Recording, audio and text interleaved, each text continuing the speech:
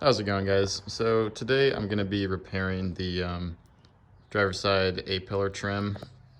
Now, every OBS forward that I've ever personally seen has had this same crack right here at this mounting hole in that trim piece. And it makes sense, it's right behind where you slam the door. And so it was the same way on my last truck. It was cracked in the exact same spot. And I've tried to find these pieces in junkyards, but like I said, every single one, the junkyard I went to, it had like 10 of them, but every single one had the exact same crack. So I ended up just repairing it on my old truck, and I'm gonna do the same thing and show you guys how I do it. So I'm gonna be using a plastic welder. It's just a Harbor Freight plastic welder. I've used it for countless things. I tried on my last one to repair it from the back only, so that you didn't see any visible repair from the front, but it just wasn't strong enough. And so in my experience, I mean, you could try gluing it or something, but you do have to repair it from the front side, and then I sand it down and paint it, and it looks pretty good. So I will take you guys along and show you guys how I do that. All right, so first thing I've done is I've gone ahead and cut and bent a little piece of wire mesh, and I'm going to use that to put this back together.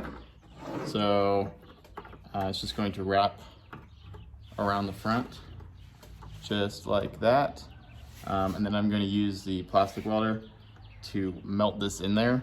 All right, so now you can see what I've done. I've gone ahead and melted that wire mesh in there, and that is going to provide the structural part of our repair. It is nice and sturdy now, but obviously it doesn't look that good, and we got to re-drill the hole for the screw.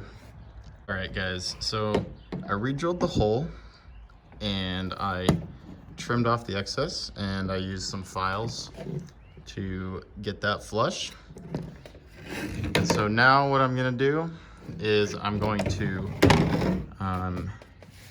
reinforce this a little more and really seal that mesh in there with some of these plastic filler rods. And so kind of the way you use these is you just kind of melt some onto the tip of this. It's basically a soldering iron. You could honestly do this with a soldering iron.